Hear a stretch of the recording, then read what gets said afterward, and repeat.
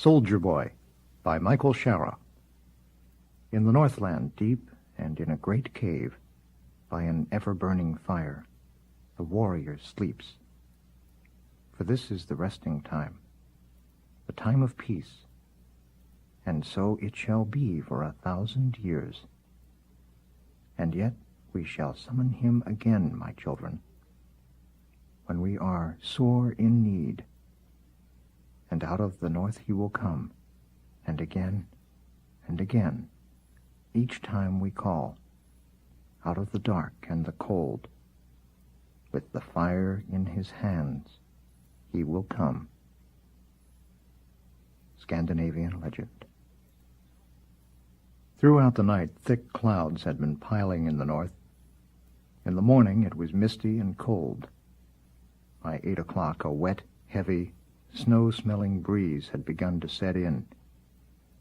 And because the crops were all down and the winter planting done, the colonists brewed hot coffee and remained inside.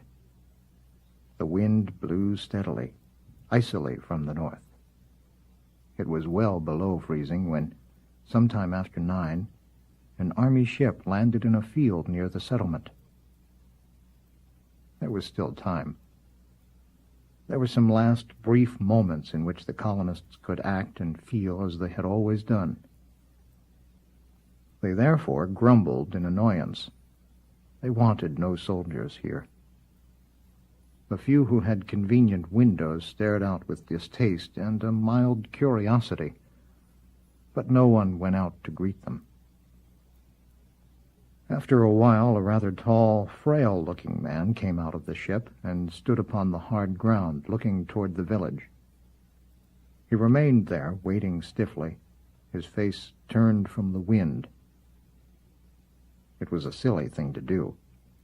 He was obviously not coming in, either out of pride or just plain orneriness.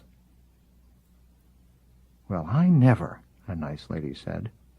"What's he just standing there for?" another lady said. And all of them thought, well, God knows what's in the mind of a soldier. And right away many people concluded that he must be drunk. The seed of peace was deeply planted in these people, in the children and the women, very, very deep. And because they had been taught, oh, so carefully, to hate war, they had also been taught, quite incidentally, to despise soldiers. The lone man kept standing in the freezing wind. Eventually, because even a soldier can look small and cold and pathetic, Bob Russell had to get up out of a nice warm bed and go out in that miserable cold to meet him. The soldier saluted. Like most soldiers, he was not too neat and not too clean, and the salute was sloppy. Although he was bigger than Russell, he did not seem bigger, and because of the cold there were tears gathering in the ends of his eyes. "Captain Dillon, sir." His voice was low and did not carry. "I have a message from Fleet Headquarters. Are you in charge here?" Russell, a small, sober man, grunted. "Nobody's in charge here." "If you want a spokesman, I guess I'll do. What's up?" The captain regarded him briefly out of pale blue, expressionless eyes. Then he pulled an envelope from an inside pocket, handed it to Russell. It was a thick, official-looking thing, and Russell hefted it idly. He was about to ask again what was it all about when the airlock of the hovering ship swung open creakily. A beefy, black-haired young man appeared unsteadily in the doorway. Called to Dillon. "Can I go now, Jim?" Dillon turned and nodded. "Be back for you tonight," the young man called. And then, grinning, he yelled, "Catch!" and tossed down a bottle. The captain caught it and put it unconcernedly into his pocket, while Russell stared in disgust. A moment later the airlock closed and the ship prepared to lift. "Was he drunk?" Russell began angrily. "Was that a bottle of liquor?" The soldier was looking at him calmly, coldly. He indicated the envelope in Russell's hand. "You'd better read that and get moving. We haven't much time." He turned and walked toward the buildings, and Russell had to follow. As Russell drew near the walls, the watchers could see his lips moving, but could not hear him. Just then the ship lifted, and they turned to watch that and followed it upward. Red spark-tailed into the gray, spongy clouds in the cold. After a while, the ship went out of sight, and nobody ever saw it again. The first contact man had ever had with an intelligent alien race occurred out on the perimeter in a small, quiet place a long way from home, late in the year 2360. The exact date remains unknown. An alien force attacked and destroyed the colony at Lupus 5. The wreckage and the dead were found by a mail ship which flashed off screaming for the Army. When the Army came, it found this. Of the 70 registered colonists, 31 were dead. The rest, including some women and children, were missing. All technical equipment, all radios, guns, machines, even books, were also missing. The buildings had been burned. So had the bodies. Apparently the aliens had a heat ray. What else they had, nobody knew. After a few days of walking around in the ash, one soldier finally stumbled on something. For security reasons, there was a detonator in one of the main buildings. In case of enemy attack, security had provided a bomb to be buried in the center of each colony. Because it was important to blow a whole village to hell and gone, rather than let a hostile alien learn vital facts about human technology and body chemistry. There was a bomb at Lupus 5, too. And though it had been detonated, it had not blown. The detonating wire had been cut. In the heart of the camp, hidden from view under 12 inches of earth, the wire had been dug up and cut. The Army could not understand it, and had no time to try. After 500 years of peace and anti-war conditioning, the Army was small, weak, and without respect. Therefore, the Army did nothing but spread the news, and man began to fall back.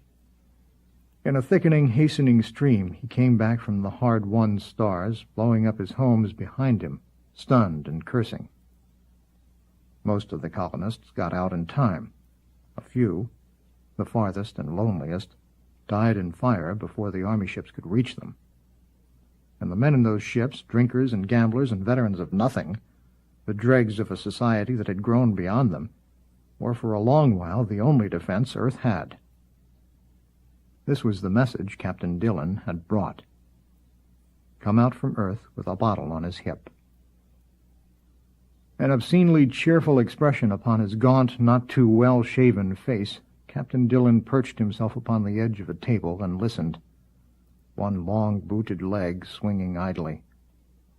One by one, the colonists were beginning to understand. War is huge, and comes with great suddenness, and always without reason. And there is inevitably a wait between acts, between the news and the motion, the fear and the rage. Dillon waited. These people were taking it well, much better than those in the cities had taken it. But then, these were pioneers. Dillon grinned. Pioneers. Before you settle a planet, you boil it and bake it and purge it of all possible disease. Then you step down gingerly and inflate your plastic houses, which harden and become warm and impregnable, and send your machines out to plant and harvest, and set up automatic factories to transmute dirt into coffee, and without ever having lifted a finger, you have braved the wilderness, hewed a home out of the living rock, and become a pioneer. Dillon grinned again. But at least this was better than the wailing of the cities. This Dillon thought, although he was himself no fighter, no man at all by any standards. This he thought because he was a soldier and an outcast. To every drunken man the fall of the sober is a happy thing. He stirred restlessly. By this time the colonists had begun to realize that there wasn't much to say, and a tall, handsome woman was murmuring distractedly, "Lupus, Lupus." Doesn't that mean wolves or something? Dillon began to wish they would get moving, these pioneers. It was very possible that the aliens would be here soon, and there was no need for discussion. There was only one thing to do, and that was to clear the hell out, quickly and without argument. They began to see it. But when the fear had died down, the resentment came. A number of women began to cluster around Dillon and complain, working up their anger. Dillon said nothing. Then the man Rossel pushed forward and confronted him, speaking with a vast annoyance. "See here, soldier, this is our planet. I mean to say, this is our home. We demand some protection from the fleet. By God, we've been paying the freight for you boys all these years, and it's high time you earned your keep. We demand—" It went on and on, while Dillon looked at the clock and waited. He hoped that he could end this quickly. A big, gloomy man was in front of him now and giving him that name of ancient contempt, Soldier Boy. The gloomy man wanted to know where the fleet was. "There is no fleet. There are a few hundred half-shot old tubs that were obsolete before you were born. There are 4 or 5 new jobs for the brass and the government. That's all the fleet there is." Dillon wanted to go on about that, to remind them that nobody had wanted the army, that the fleet had grown smaller and smaller. But this was not the time. It was 10:30 already, and the damned aliens might be coming in right now for all he knew, and all they did was talk. He had realized a long time ago that no peace-loving nation in the history of Earth had ever kept itself strong, and although peace was a noble dream, it was ended now, and it was time to move.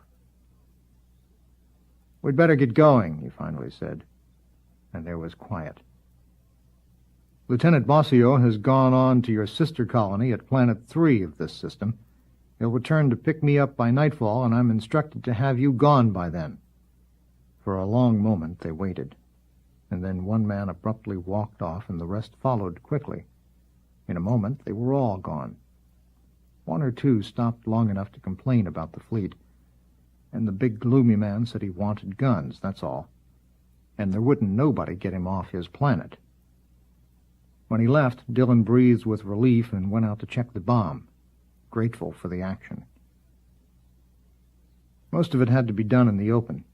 He found a metal bar in the radio shack and began chopping at the frozen ground, following the wire. It was the first thing he had done with his hands in weeks, and it felt fine. Dillon had been called up out of a bar, he and Bossio, and told what had happened, and in 3 weeks now they had cleared 4 colonies. This would be the last, and the tension here was beginning to get to him.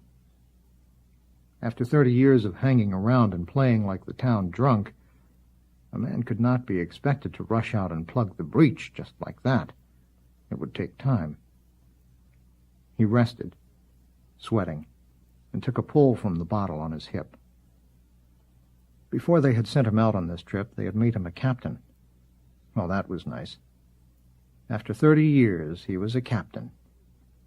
For 30 years, he had bummed all over the west end of space, had scraped his way along the outer edges of mankind, had waited and dozed and patrolled and got drunk, waiting always for something to happen.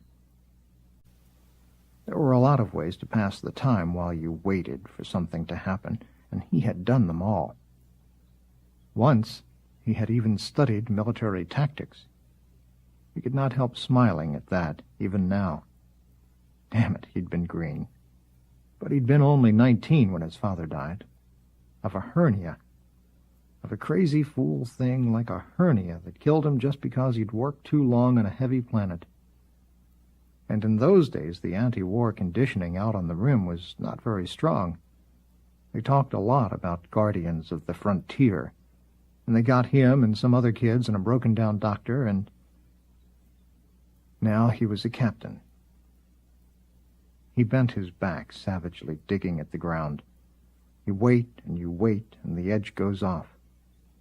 The thing he had waited for all those damn days was upon him now, and there was nothing he could do but say the hell with it and go home. Somewhere along the line, in some dark corner of the bars or the jails, in one of the million soul-murdering insults which are reserved especially for peacetime soldiers, he had lost the core of himself. And it didn't particularly matter. That was the point. It made no particular difference if he never got it back. He owed nobody. He was tugging at the wire and trying to think of something pleasant from the old days when the wire came loose in his hands. Although he had been, in his cynical way, expecting it, for a moment it threw him and he just stared. The end was clean and bright. The wire had just been cut. Dillon sat for a long while by the radio shack, holding the ends in his hands. He reached almost automatically for the bottle on his hip, and then, for the first time he could remember, let it go. This was real. There was no time for that. When Russell came up, Dillon was still sitting. Russell was so excited he did not notice the wire. "Listen, soldier, how many people can your ship take?" Dillon looked at him vaguely. "She sleeps too and won't take off with more than 10. Why?"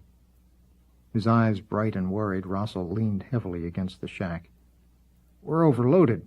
There are 60 of us, and our ship will only take 40. We came out in groups. We never thought—" Dillon dropped his eyes, swearing silently. "You're sure?" "No baggage, no iron rations. You couldn't get 10 more on?" "Not a chance. She's only a little ship with 1 deck. She's all we could afford." Dillon whistled. He had begun to feel lightheaded. "It appears that somebody's going to find out firsthand what them aliens look like." It was the wrong thing to say, and he knew it. "All right," he said quickly, still staring at the clear sliced wire. "We'll do what we can. Maybe the colony on 3 has room. I'll call Basio and ask." The colonist had begun to look quite pitifully at the buildings around him and the scurrying people. "Aren't there any fleet ships within radio distance?" Dillon shook his head. "The fleet's spread out kind of thin nowadays." Because the other was leaning on him, he felt a great irritation. But he said as kindly as he could, "We'll get 'em all out, one way or another. We won't leave anybody." It was then that Russell saw the wire. Thickly, he asked what had happened. Dillon showed him the 2 clean ends. "Somebody dug it up, cut it, then buried it again and packed it down real nice." "The damn fool!" Russell exploded. "Who?" "Why, one of us, of course. I know nobody ever liked sitting on a live bomb like this, but I never—" "You think one of your people did it?" Russell stared at him. "Isn't that obvious?" "Why?" "Well, they probably thought it was too dangerous, and silly, too, like most government rules, or maybe one of the kids." It was then that Dillon told him about the wire on Lupus 5. Russell was silent. Involuntarily, he glanced at the sky. Then he said shakily, "Maybe an animal?" Dillon shook his head. "No animal did that. Wouldn't have buried it or found it in the first place. Heck of a coincidence, don't you think? The wire at Lupus was cut just before an alien attack. And now this one is cut, too. Newly cut." The colonist put one hand to his mouth, his eyes wide and white. "So something," said Dillon, "knew enough about this camp to know that a bomb was buried here, and also to know why it was here. And that something didn't want the camp destroyed, and so came right into the center of the camp, traced the wire, dug it up and cut it, and then walked right out again." "Listen," said Russell, "I'd better go ask." He started away, but Dillon caught his arm. "Tell them to arm," he said, "and try not to scare hell out of them. I'll be with you as soon as I've spliced this wire." Russell nodded and went off, running. Dillon knelt with the metal in his hands. He began to feel that, by God, he was getting cold. He realized that he'd better go inside soon, but the wire had to be spliced. That was perhaps the most important thing he could do now. Splice the wire, All right, he asked himself for the 1,000th time. Who cut it? How? Telepathy? Could they somehow control one of us? Now, if they controlled one, then they could control all, and then there would be no need for an attack. But you don't know. You don't really know. Were they small? Little animals? Unlikely. Biology said that really intelligent life required a sizable brain, and you would have to expect an alien to be at least as large as a dog. And every form of life on this planet had been screened long before a colony had been allowed in. If any new animals had suddenly shown up, Russell would certainly know about it. He would ask Russell. He would damn sure have to ask Russell. He finished splicing the wire and tucked it into the ground. Then he straightened up and, before he went into the radio shack, pulled out his pistol. He checked it, primed it, and tried to remember the last time he had fired it. He never had. He never had fired a gun. The snow began falling near noon. There was nothing anybody could do but stand in the silence and watch it come down in a white, rushing wall, and watch the trees and the hills drown in the whiteness, until there was nothing on the planet but the buildings and a few warm lights and the snow. By 1 o'clock, the visibility was down to 0, and Dillon decided to try to contact Bossio again and tell him to hurry. But Bossio still didn't answer. Dillon stared long and thoughtfully out the window through the snow at the gray, shrouded shapes of bushes and trees, which were beginning to become horrifying. It must be that Bossio was still drunk, maybe sleeping it off before making planetfall on 3. Dillon held no grudge. Bossio was a kid and alone. It took a special kind of guts to take a ship out into space alone, when things could be waiting. A young girl, pink and lovely in a thick fur jacket, came into the shack and told him breathlessly that her father, Mr. Rush, would like to know if he wanted sentries posted. Dillon hadn't thought about it, but he said yes right away, beginning to feel both pleased and irritated at the same time, because now they were coming to him. He pushed out into the cold and went to find Russell. With the snow, it was bad enough, but if they were still here when the sun went down, they wouldn't have a chance. Most of the men were out stripping down their ship, and that would take a while. He wondered why Russell hadn't yet put a call through to 3, asking about room on the ship there. The only answer he could find was that Russell knew that there was no room and wanted to put off the answer as long as possible. And in a way, you could not blame him. Russell was in his cabin with the big gloomy man, who turned out to be Rush, the one who had asked about sentries. Rush was methodically cleaning an old hunting rifle. Russell was surprisingly full of hope. "Listen, there's a mail ship due in. Been due since yesterday. We might get the rest of the folks out on that." Dillon shrugged. "Don't count on it." "But they have a contract." The soldier grinned.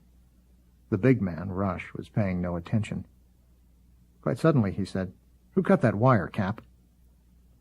Dillon swung slowly to look at him. "As far as I can figure, an alien cut it." Rush shook his head. "No, ain't been no aliens near this camp, and no peculiar animals either. We got a planet-wide radar, and ain't no unidentified ships come near, not since we first landed more'n a year ago." He lifted the rifle and peered through the bore. One of us did it." The man had been thinking, and he knew the planet. "Telepathy?" asked Dillon. "Might be. Can't see it. You people live too close, and you'd notice right away if one of you wasn't himself. And if they got one, why not all?" Rush calmly, at least outwardly calmly, lit his pipe. There was a strength in this man that Dillon had missed before. "Don't know," he said gruffly. "But there are aliens, mister, and until I know different, I'm keeping an eye on my neighbor." He gave Russell a sour look, and Russell stared back, uncomprehending. Then Russell jumped. "My God!" Dillon moved to quiet him. "Look, is there any animal at all that ever comes near here that's as large as a dog?" After a pause, Rush answered. "Yep, there's one. The Vigil.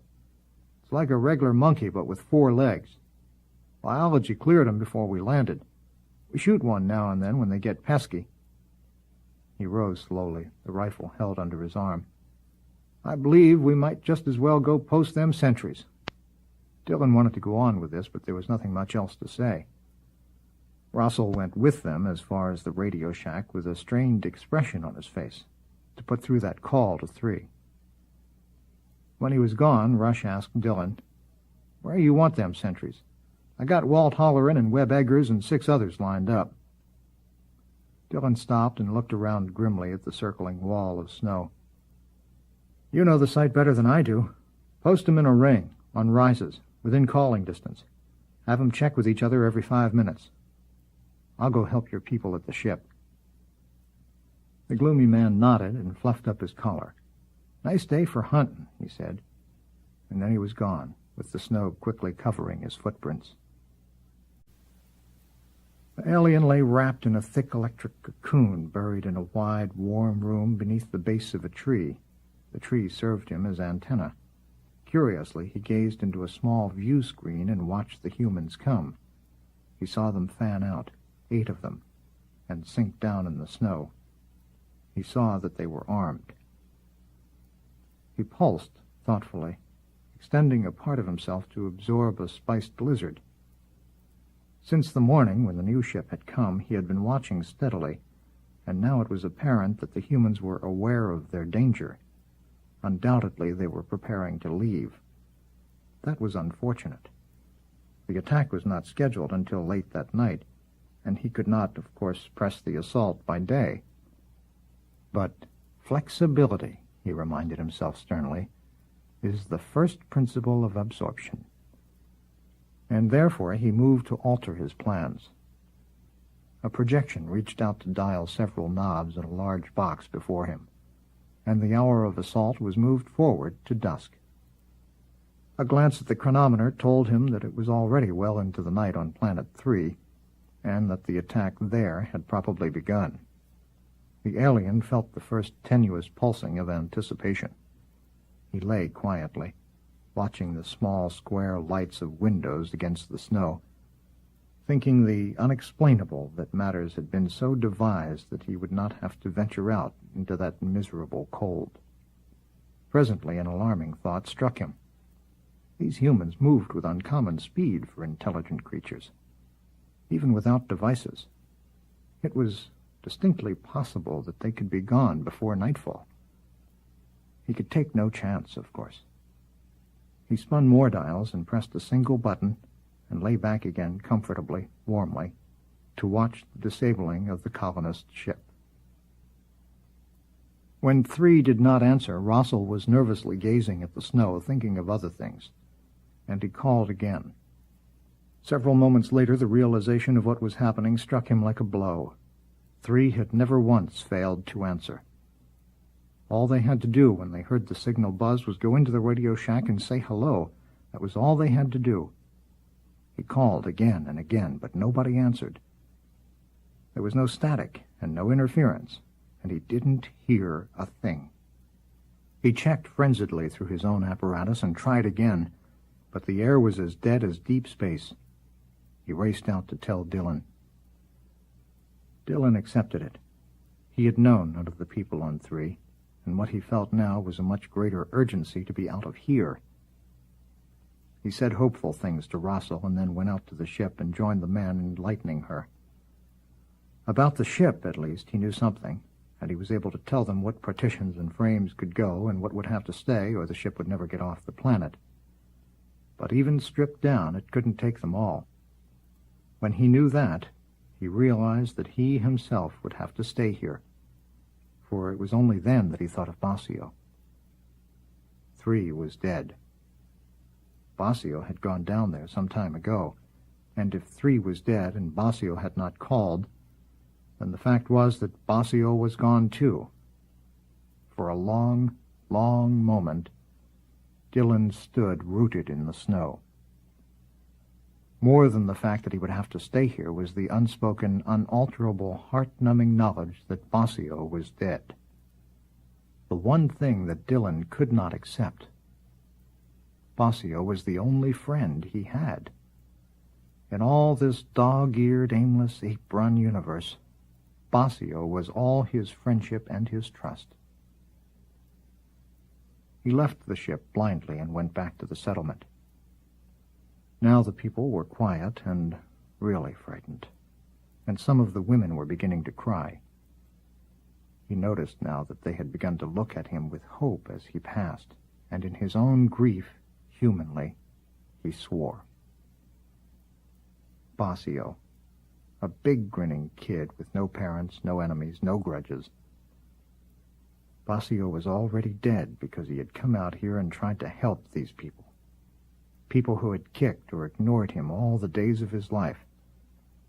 And in a short while, Dillon would also stay behind and die to save the life of somebody he never knew and who, 24 hours earlier, would have been ashamed to be found in his company. Now, when it was far, far too late, they were coming to the army for help. But in the end, damn it, he could not hate these people. All they had ever wanted was peace. And even though they had never understood that the universe is unknowable and that you must always have big shoulders, still they had always sought only for peace. If peace leads to no conflict at all and then decay, well, that was something that had to be learned. So he could not hate these people. But he could not help them either. He turned from their eyes and went into the radio shack. It had begun to dawn on the women that they might be leaving without their husbands or sons, and he did not want to see the fierce struggle that he was sure would take place. He sat alone and tried, for the last time, to call Bossio. After a while, an old woman found him and offered him coffee. It was a very decent thing to do, to think of him at a time like this, and he was so suddenly grateful he could only nod. The woman said that he must be cold in that thin army thing, and that she had brought along a Mackinaw for him. She poured the coffee and left him alone. They were thinking of him now, he knew, because they were thinking of everyone who had to stay. Throw the dog a bone. Damn it, don't be like that, he told himself. He had not had anything to eat all day, and the coffee was warm and strong. He decided he might be of some help at the ship. It was stripped down now, and they were loading. He was startled to see a great group of them standing in the snow, removing their clothes. Then he understood. The clothes of 40 people would change the weight by enough to get a few more aboard. There was no fighting. Some of the women were almost hysterical, and a few had refused to go and were still in their cabins. But the process was orderly. Children went automatically, as did the youngest husbands and all the women. The elders were shuffling around in the snow, waving their arms to keep themselves warm. Some of them were laughing to keep their spirits up. In the end, the ship took 46 people. Russell was one of the ones that would not be going. Dillon saw him standing by the airlock, holding his wife in his arms, his face buried in her soft brown hair. A sense of great sympathy, totally unexpected, rose up in Dillon. And a little of the lostness of 30 years went slipping away. These were his people. It was a thing he had never understood before, because he had never once been among men in great trouble. He waited and watched, learning, trying to digest this while there was still time. Then the semi-naked colonists were inside and the airlock closed. But when the ship tried to lift, there was a sharp burning smell. She couldn't get off the ground. Rush was sitting hunched over in the snow, his rifle across his knees. He was coated a thick white, and if he hadn't spoken, Dillon would have stumbled over him. Dillon took out his pistol and sat down. "What happened?" Rush asked. "Lining burned out. She's being repaired." "Coincidence?" Dillon shook his head. "How long will it take to fix?" 4, 5 hours. "It'll be night by then." Rush paused. "I wonder." "Seems like they want to wait till dark." "That's what I was figuring. Could be they ain't got much of a force." Dillon shrugged. Also could mean they see better at night. Also could mean they move slow. Also could mean they want the least number of casualties. Rush was quiet, and the snow fell softly on his face, on his eyebrows where it had begun to gather. At length he said, "You got any idea how they got to the ship?" Dillon shook his head again. Nobody saw anything, but they were all pretty busy. Your theory about it maybe being one of us is beginning to look pretty good. The colonist took off his gloves, lit a cigarette. The flame was strong and piercing, and Dillon moved to check him, but stopped. It didn't make much difference. The aliens knew where they were. And this is right where we're going to be, he thought. You know, he said suddenly, speaking mostly to himself, I've been in the Army 30 years, and this is the first time I was ever in a fight. Once in a while we used to chase smugglers, never caught any, their ships were new. Used to cut out after unlicensed ships, used to do all kinds of piddling things like that, but I never shot at anybody. Rush was looking off into the woods. Maybe the mail ship will come. Dillon nodded. They got a franchise, damn it. They got to deliver as long as there's a colony here. When Dillon didn't answer, he said almost appealingly, some of those guys would walk barefoot through hell for a buck. Maybe, Dillon said. After all, why not let him hope? There were 4 long hours left. Now he began to look down into himself curiously, because he himself was utterly without hope, and yet he was no longer really afraid. It was a surprising thing when you looked at it coldly, and he guessed that, after all, it was because of the 30 years. A part of him had waited for this. Some crazy part of him was ready, even after all this time, even excited about being in a fight. Well, what the hell, he marveled. And then he realized that the rest of him was awakening too, and he saw that this job was really his, that he had always been, in truth, a soldier. Dillon sat, finding himself in the snow. Once long ago he had read about some fool who didn't want to die in bed, old and feeble. This character wanted to reach the height of his powers and then explode in a grand way, in technicolor, the man had said. Explode in technicolor. It was meant to be funny, of course, but he had always remembered it, and he realized now that it was a small part of what he was feeling. The rest of it was that he was a soldier. Barbarian, said a small voice. Primitive. But he couldn't listen. Say, Cap, Rush was saying, it's getting a mite chilly. I understand you got a bottle. Sure, he said cheerfully. Near forgot it. He pulled it out and gave it to Rush. The colonist drank appreciatively, saying to Dillon half seriously, half humorously, One for the road. Beneath them the planet revolved and the night came on. They waited, speaking briefly, while the unseen sun went down, and faintly, dimly, through the snow they heard at last the muffled beating of a ship. It passed overhead, and they were sighting their guns before they recognized it. It was the mail ship. They listened while she settled in a field by the camp, and Rush was pounding Dillon's arm. She will take us all, Rush was shouting. She'll take us all. And Dillon, too, was grinning. And then he saw a thing. Small and shadowy, white-coated and almost invisible. The thing had come out of the woods and was moving toward them, bobbing and shuffling in the silent snow. Dillon fired instinctively, because the thing had 4 arms and was coming right at him. He fired again. This time he hit it, and the thing fell. But almost immediately it was up and lurching rapidly back into the trees. It was gone before Dillon could fire again. They both lay flat in the snow, half buried. From the camp there were now no sounds at all. Did you get a good look? Rush grunted, relaxing. Should have saved your fire, son. Looked like one of them monkeys.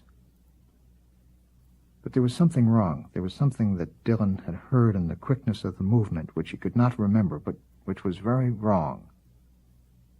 Listen, he said, suddenly placing it. Damn it, that was no monkey. Easy. I hit it cold. It made a noise. Rush was staring at him. Didn't you hear? Dillon cried. No, your gun was by my ear.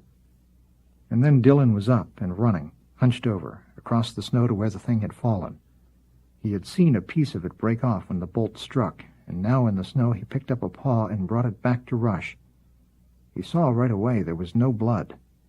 The skin was real and furry, all right, but there was no blood, because the bone was steel, and the muscles were springs, and the thing had been a robot. The alien rose up from his cot, whistling with annoyance. When that ship had come in, his attention had been distracted from one of the robots, and of course the miserable thing had gone blundering right out into the humans. He thought for a while that the humans would overlook it. The seeing was poor, and they undoubtedly would think of it as animal, even with its firing ports open. But then he checked the robot and saw that a piece was missing and knew that the humans had found it.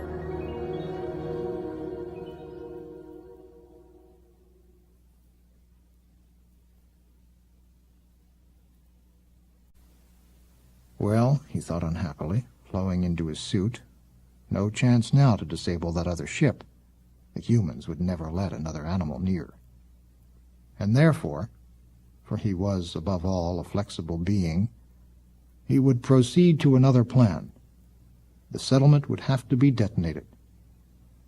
And for that he would have to leave his own shelter and go out in that miserable cold and lie down in one of his bunkers, which was much farther away. No need to risk blowing himself up with his own bombs. But still, that awful cold. He dismissed his regrets and buckled his suit into place. It carried him up the stairs and bore him out into the snow. After one whiff of the cold, he snapped his viewplate shut, and immediately, as he had expected, it began to film with snow. Well, no matter. He would guide the unit by coordinates, and it would find the bunker itself. No need for caution now. The plan was nearly ended. In spite of his recent setback, the alien lay back and allowed himself the satisfaction of a full tremble. The plan had worked very nearly to perfection, as of course it should, and he delighted in the contemplation of it. When the humans were first detected in the region of Boots, much thought had gone into the proper method of learning their technology without being discovered themselves. There was little purpose in destroying the humans without first learning from them. Life was really a remarkable thing. One never knew what critical secrets a star-born race possessed, hence the robots. And it was an extraordinary plan, an elegant plan. The alien trembled again. The humans were moving outward toward the rim. Their base was apparently somewhere beyond Centaurus. Therefore a ring of defense was thrown up on most of the habitable worlds toward which the humans were coming. Oh, a delightful plan. And the humans came down one by one and never realized that there was any defense at all. With a cleverness which was almost excruciating, the aliens had carefully selected a number of animals native to each world, and then constructed robot duplicates. So simple, then, to place the robots down on a world with a single director, then wait for the humans to inhabit. Naturally, the humans screened all the animals and scouted a planet pretty thoroughly before they set up a colony. Naturally, their snares and their hunters caught no robots and never found the deep-buried alien director.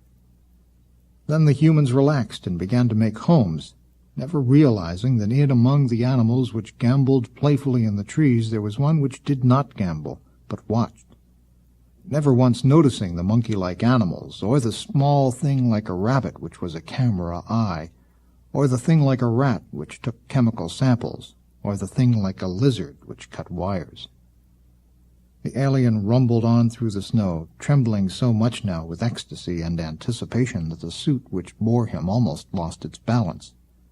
He very nearly fell over before he stopped trembling, and then he contained himself. In a little while, a very little while, there would be time enough for trembling. They could have been here till the sun went out, Rush said, and we never would have known. I wonder how much they've found out, Dillon said. Rush was holding the paw. "Pretty near everything, I guess. This stuff don't stop at monkeys. Could be any size, any kind. Look, let's get down into camp and tell 'em." Dillon rose slowly to a kneeling position, peering dazedly out into the far white trees. His mind was turning over and over, around and around, like a roulette wheel. But at the center of his mind there was one thought, and it was rising up slowly now through the waste and waiting of the years. He felt a vague surprise. "Getting kind of dark," he said. Rush swore. "Let's go. Let's get out of here." He tugged once at Dillon's arm and started off on his knees. Dillon said, "Wait." Rush stopped. Through the snow he tried to see Dillon's eyes. The soldier was still looking into the woods. Dillon's voice was halting and almost inaudible. "They know everything about us. We don't know anything about them. They're probably sitting out there right now. A swarm of them there behind those trees, waiting for it to get real nice and dark." He paused. "If I could get just one." It was totally unexpected, to Dillon as well as Rush. The time for this sort of thing was past, the age was done, and for a long while neither of them fully understood. "Come on," Rush said with exasperation. Dillon shook his head, marveling at himself. "I'll be with you in a little while." Rush came near and looked questioningly into his face. "Listen," Dillon said hurriedly. "We only need one. If we could just get one back to a lab, we'd at least have some clue to what they are.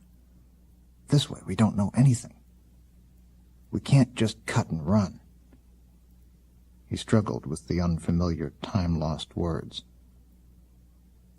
"We got to make a stand." He turned from Rush and lay forward on his belly in the snow. He could feel his heart beating against the soft white cushion beneath him. There was no time to look at this calmly, and he was glad of that. He spent some time being very much afraid of the unknown things beyond the trees, but even then he realized that this was the one thing in his life he had to do. It is not a matter of dying, he thought, but of doing. Sooner or later a man must do a thing which justifies his life, or the life is not worth living. The long, cold line of his existence had reached this point, here and now in the snow at this moment. He would go on from here as a man, or not at all.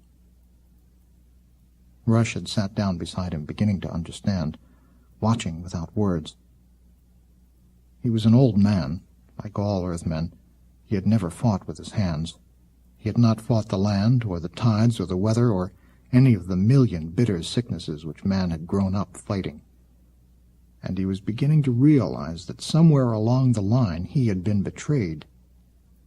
Now, with the dead paw of the enemy in his hand, he did not feel like a man, and he was ready to fight now.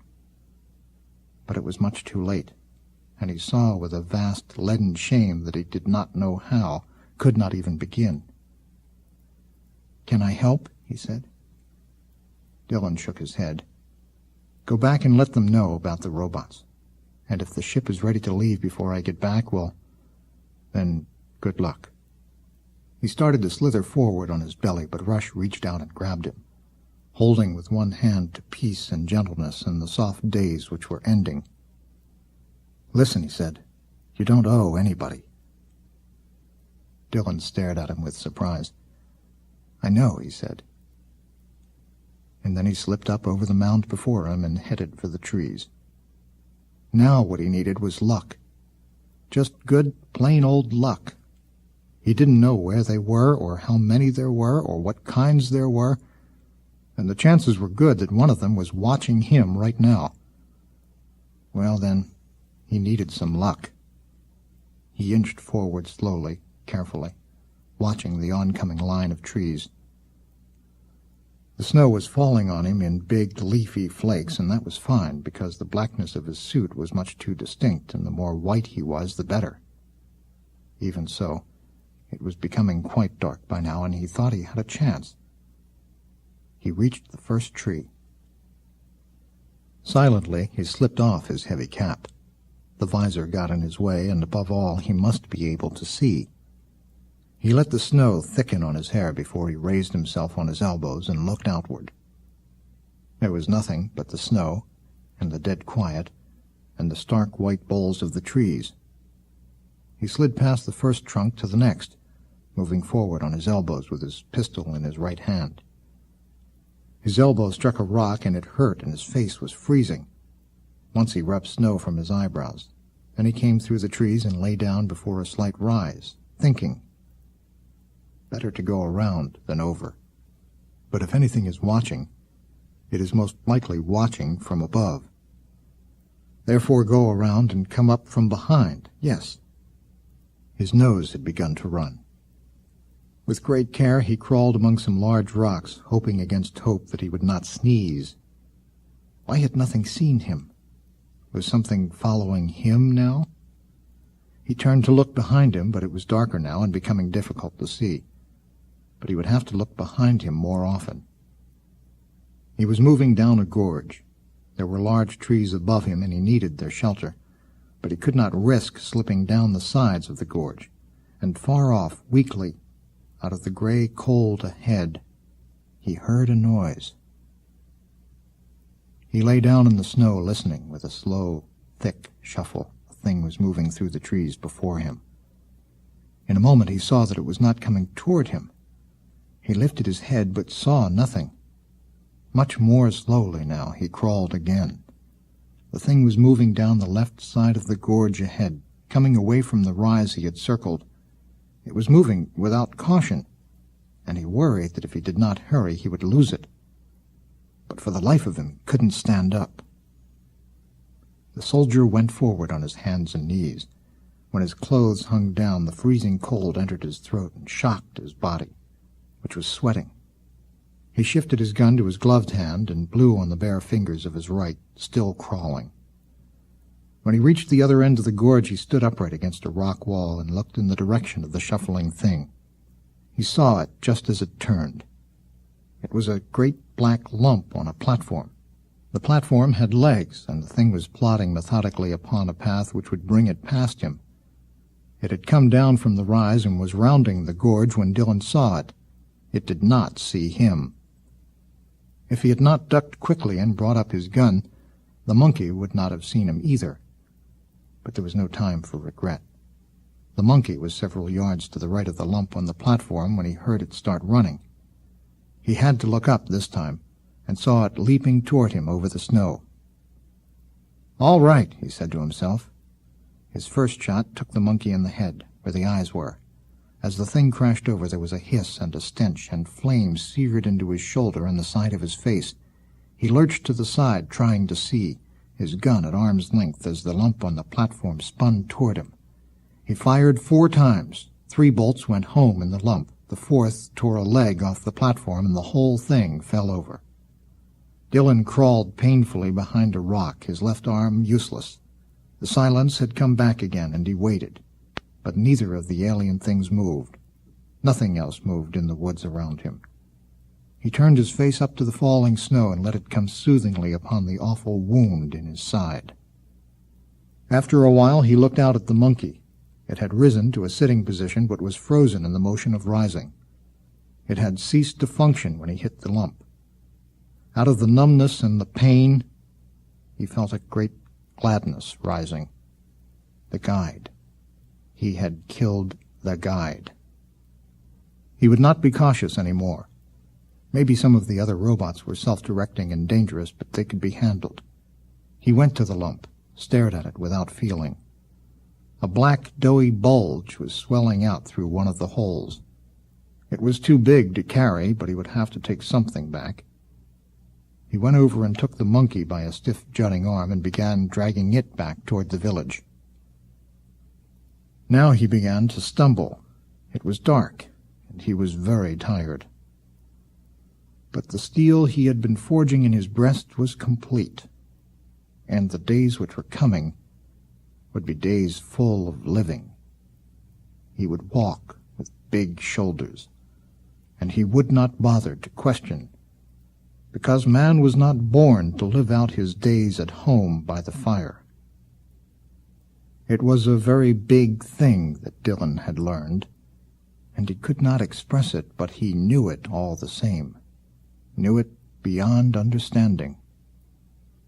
And so he went home to his people, one by one, increasing in the wee black corner of space which man had taken for his own. Other men were learning. And the snow fell, and the planets whirled. And when it was spring, where Dylan had fought, men were already leaping back out to the stars.